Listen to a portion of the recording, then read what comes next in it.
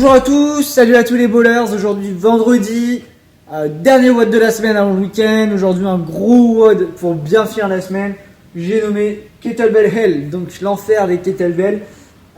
J'espère que vous avez une paire de kettlebells chez vous. Sinon, avec une paire de dumbbells, ça le fait très bien aussi. Sinon, dans le pire des cas, si vous avez une barre d'haltéro, ça fonctionnera très bien aussi. Ok.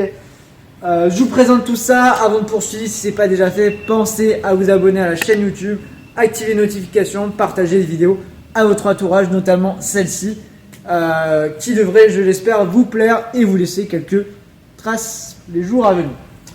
Je démarre par vous présenter le WOD. Donc vous avez 5 tours à faire le plus rapidement possible. À la fin de chacun de ces tours, vous prenez 3 minutes de récup, qui sera compris dans le temps total de votre WOD. Ok. Donc je fais un tour, 3 minutes, un tour, 3 minutes, etc. jusqu'à arriver à la fin de mes 5 tours.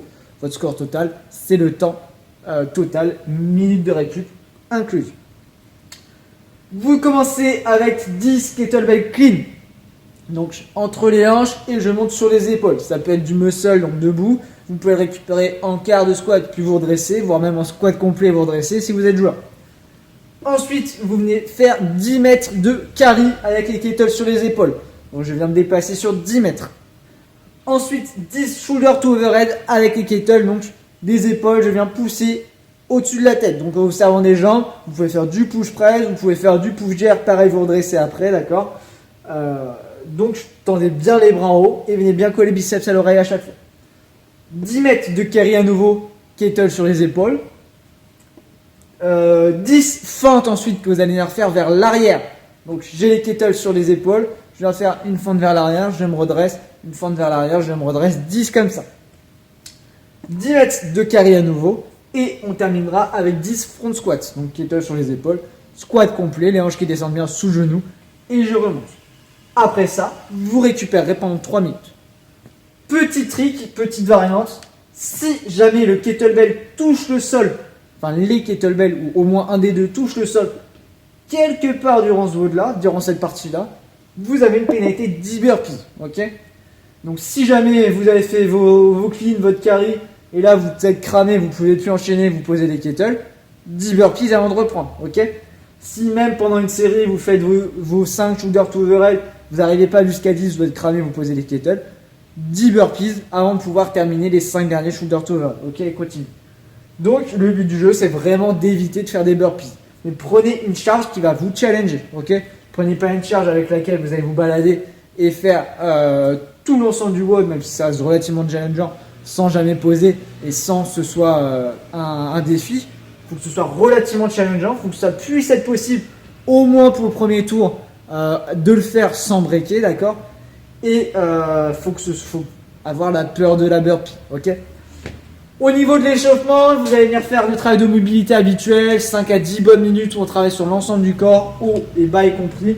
Et ensuite, vous allez venir faire 2 à 3 tours de 5 deadlifts de chaque côté, donc sur une jambe avec un kettlebell.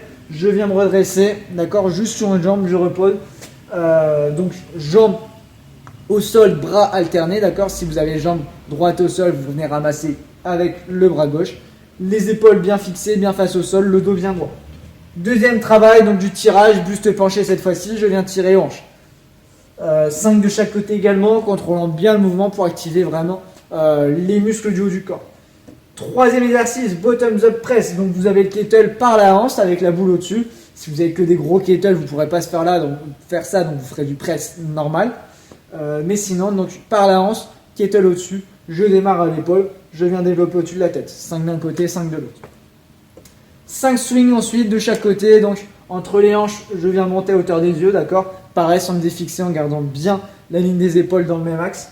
Et on terminera avec du high squat clean. Donc vous allez avoir le kettle posé au sol devant vous, à grosso modo 80 cm, 1 mètre.